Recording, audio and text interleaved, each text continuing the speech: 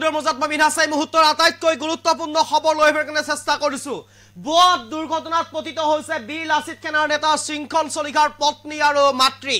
শৃংখল চলিহাৰ পত্নী আৰু মাতৃ ইতিমধ্যে ভয়ংকৰ পথ দুৰ্ঘটনাত পতিত হৈছে। শিৱসাগৰৰ পৰা তিনিচুকীয়ালৈ যাই থকাৰ সময়তে এখন এল্টো বাহনৰ সৈতে নিজৰ যিখন বাহন আছিলে ডাস্টাৰ নিছানৰ যিখন ডাস্টাৰ সেই বাহনখনৰ সৈতে এক ভয়ংকৰ পথ দুৰ্ঘটনা সংঘটিত হৈছে আৰু ইতিমধ্যে গুৰুতৰভাৱে আঘাতপ্ৰাপ্ত হৈছে শৃংখল চলিহাৰ মাতৃ আৰু পত্নী আৰু ইতিমধ্যে আৰক্ষী উপস্থিত হৈ সমগ্ৰ ঘটনাৰ তদন্ত আৰম্ভ কৰিছে। হাস্পতালত ভৰ্তি কৰোৱা হৈছে মাতৃ আৰু পত্নী। গুৰুতৰভাৱে আঘাতপ্ৰাপ্ত হৈছে এই পথ দুৰ্ঘটনাত। শিৱসাগৰৰ পৰা তিনিচুকীয়ালৈ গৈ আছিল পত্নী আৰু মাতৃ। এই মুহূৰ্তত সবিশেষ লৈ আহিবৰ চেষ্টা কৰিছো আপোনালোকৰ বাবে। এই মুহূৰ্তত সবিশেষ খবৰ, ভয়ংকৰ পথ দুৰ্ঘটনাত পতিত হৈছে বীৰ লাচিত সেনাৰ নেতা শৃংখল চলিহাৰ মাতৃ আৰু পত্নী। দুৰ্ঘটনাত আহত শৃংখল চলিহাৰ পত্নী সুমি গগৈ আৰু মাতৃ ৰাকা চলিহা। এই মুহূৰ্তত আটাইতকৈ গুৰুত্বপূৰ্ণ খবৰ, শিৱসাগৰৰ পৰা তিনিচুকীয়া দিশে গৈ আছিল শৃংখল চলিহাৰ পত্নী আৰু মাতৃ। শৃংখল চলিহাৰ পত্নী আৰু মাতৃ ভয়ংকৰ পথ দুৰ্ঘটনাত পতিত হৈছে। AS04P3000 নিছানৰ ডাস্টাৰ বাহনখনেৰে যাত্ৰা কৰিছিল শৃংখল চলিহাৰ পত্নী আৰু মাতৃ। এই মুহূৰ্তত সবিশেষ খবৰ লৈ আহিবৰ কাৰণে চেষ্টা কৰিছো। বিপৰীত দিশৰ পৰা অহা এখন এল্টো বাহনৰ লগত সংঘটিত হয় ভয়ংকৰ দুৰ্ঘটনা। মোহনবাৰী আৰক্ষী উপস্থিত হৈ আৰম্ভ কৰিছে ইতিমধ্যে সমগ্ৰ ঘটনাৰ তদন্ত। মোহনবাৰী আৰক্ষী উপস্থিত হৈ আৰম্ভ কৰিছে সমগ্ৰ ঘটনাৰ তদন্ত। শৃংখল চলিহাৰ পত্নী আৰু মাতৃ দুৰ্ঘটনাত পতিত হৈছে। এটা এই গুৰুত্বপূৰ্ণ খবৰ লৈ আহিবৰ চেষ্টা কৰিছো। ভয়ংকৰ দুৰ্ঘটনাত পতিত হৈছে বীৰ লাচিত সেনাৰ নেতা শৃংখল চলিহাৰ পত্নী আৰু মাতৃ।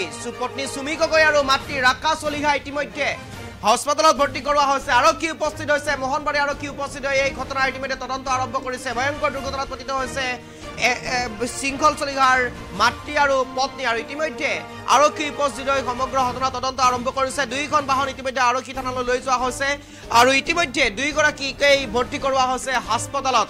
মাতৃ আৰু পত্নী দুয়োগৰাকীকে ভৰ্তি কৰোৱা হৈছে হাস্পতালত। পত্নী সুমি গগৈ আৰু মাতৃ ৰাকা চলিহাক হাস্পতালত ভৰ্তি কৰোৱা হৈছে। এই মুহূৰ্তত সবিশেষ খবৰ লৈ আহিবৰ চেষ্টা কৰিছো। মন্তব্য আছে কিছু লোকৰ, আমি এই মুহূৰ্তত মন্তব্য আপোনালোকক শুনাব বিচাৰিছো।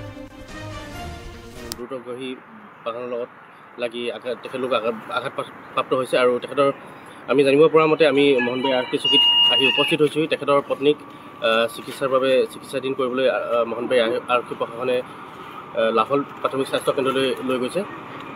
কোন আহিছিলে বাহনখনত?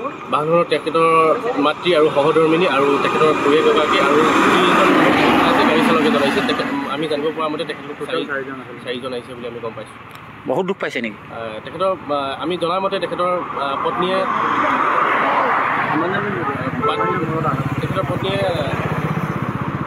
দুখ পাইছে বুলি আমি গম পাইছোঁ। শৃংখলদাৰ তেখেতৰ মাতৃ আৰু সহধৰ্মিনীয়ে শিৱসাগৰৰ পৰা তিনিচুকীয়া অভিমুখে গৈ থাকোঁতে এখন দ্ৰুতগতি বাহনৰ লগত লাগি তেখেতলোক আঘাতপ্ৰাপ্ত হৈছে আৰু তেখেতৰ আমি জানিব পৰা মতে আমি মোহনবাৰী আৰক্ষী চকীত আহি উপস্থিত হৈছোঁ। তেখেতৰ পত্নীক চিকিৎসাৰ বাবে চিকিৎসাধীন কৰিবলৈ মোহনবাৰী আৰক্ষী প্ৰশাসনে লাহোল প্ৰাথমিক স্বাস্থ্য কেন্দ্ৰলৈ লৈ গৈছে। কোন আহিছিলে বাহনখনত? বাহনখনত তেখেতৰ মাতৃ আৰু সহধৰ্মিনী আৰু তেখেতৰ পৰিয়াল এগৰাকী আৰু গাড়ী চালকে জনাইছে। আমি জানিব পৰা মতে তেখেতলোক চাৰিজন আহিছে বুলি আমি গম পাইছোঁ। বহুত দুখ পাইছে নেকি? তেখেতৰ আমি জনাৰ মতে তেখেতৰ পত্নীয়ে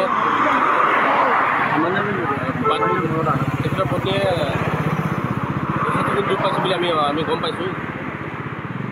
শৃংখলদাৰ তেখেতৰ মাতৃ আৰু সহধৰ্মিনীয়ে শিৱসাগৰৰ পৰা তিনিচুকীয়া অভিমুখে গৈ থাকোঁতে এখন দ্ৰুতগতি বাহনৰ লগত